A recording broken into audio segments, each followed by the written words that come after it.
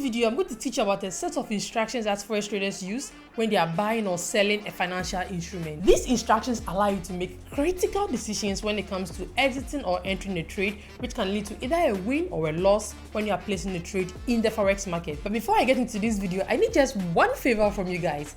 Hit that subscribe button right below and also like this video so YouTube can recommend it to a lot of people who want to learn about forex trading. And thank you guys so much for 500 subscribers in just a month of uploading educational content on forex trading on YouTube. But if you still haven't subscribed, please tap that subscribe button right below and help us push forward and also reach a lot of people who want to learn about forex trading. If you did that, thank you very much, and let's get into today's video.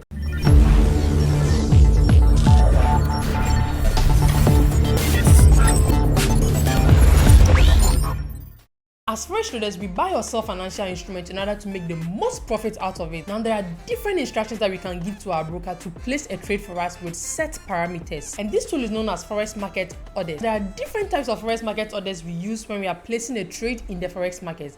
We have the market order, we have the stop order, we have the limit order, and we have the stop loss order. Now, to begin with, what a market order is, a market order is an order you send to your broker to place a trade for you instantly at the current best available market price. This can either be a buy market order or a sell market order. So let's take an example. Let's assume you anticipate that the price of GBP/USD is going to go up or is going bullish anytime soon. So then what you do is you send an instruction to your broker to place a buy order trade for you so you can join the buy move on GBP/USD in order to make your profit. I hope that makes sense. The same thing can be said for the sell market order. So let's assume that you anticipate per your analysis that GBP/USD is going to go down anytime soon or is going to sell anytime soon. What you do is you send a sell market order to your broker and tell your broker to add you to the move at the best available market price so you can sell GBP/USD or EUR/USD. I hope you understand. And the next market order is the limit order, and this simply means that buying below market or selling above market at your anticipated price or level. Now, keep in mind that we buy low hoping for price to go up and we sell high hoping for price to come down. Don't forget that. Now, under the limit orders, we have two types of orders. We have the buy limit order and we have the sell limit order. And the buy limit order is simply buying below market price, and the sell limit order is buying above market price. Now, let me give you an example. Let's assume you go on the chart and per analysis, you anticipate that GBP/USD is going to push up or is going to go bullish anytime soon. But then currently the price is at 1.2450 and you want to buy at 1.2400. So what do? Price is 50 pips away from your entry. The best thing you do is you wait for price to come down to your zone before you buy, right? So in this case, before price gets to that 1.2400, you can tell the broker to place a buy limit order for you at 1.2400. So when price gets there, it can trigger a buy trade for you in order to join the bullish move you are anticipating. I hope that makes sense. Same thing for the sell limit order. Let's say you anticipate that GBP/USD is going to go to 1.2450, but currently price is at 1.2400. So what you do is you set a limit above the current market price to 1.2450. You can tell the broker to place a sell limit order at 1.2450. So when price gets there, it can trigger the trade for you. The next type of forex market order we have is a stop order, and this is a set of instructions that you send to your broker to trigger a trade for you once it gets to the stop price. And under the stop order, we have the buy stop order and we have the sell stop order. Now, the buy order is a set of instructions that you give to your broker, telling your broker to trigger you into a trade only if price moves above a particular price level.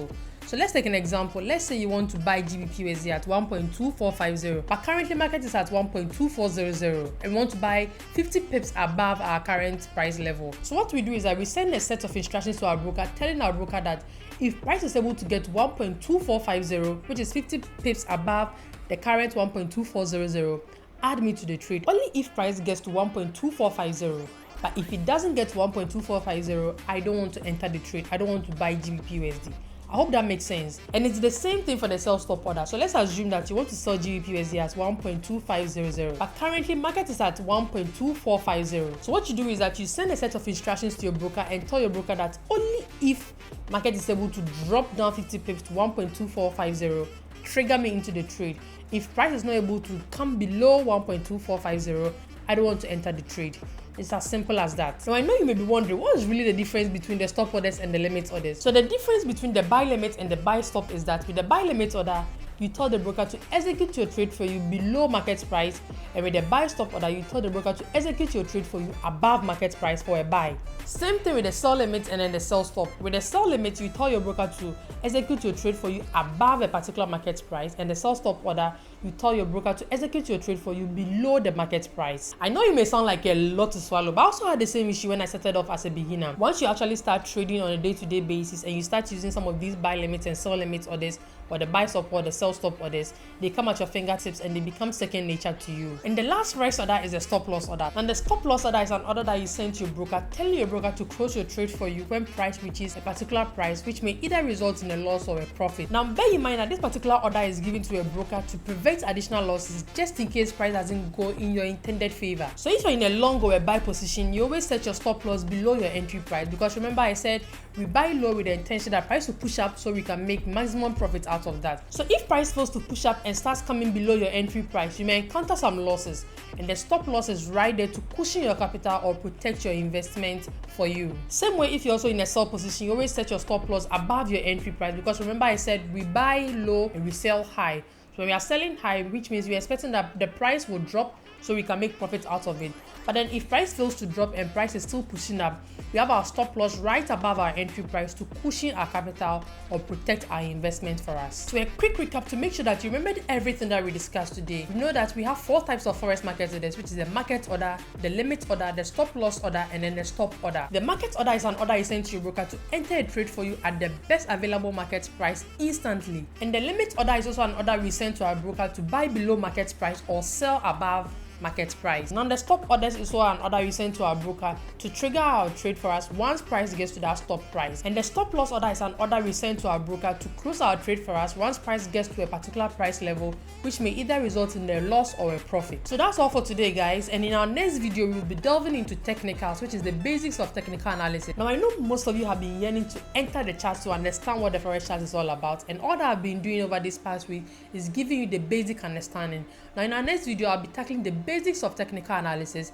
and this is where we get into understanding how we analyze the market and how we understand the chart. So make sure you don't miss my next video, because that is where the real game actually begins. Also, I'm going to begin a one-on-one mentorship in April for those who want extra coaching on how to go about the Forex market. Details will be communicated in my Telegram community, and if you haven't joined my Telegram community, tap on the link right below Abatrace community and join the fastest growing Telegram community in Africa. And once again, please tap that subscribe button down there for me and like this video for me and help us grow towards 1,000 subscribers. Thanks once again for 500 subscribers, and I'm going to do my best to provide you guys with the best available Forex content I can find. And that's all for today, guys. It's Abatrace right here, and peace out.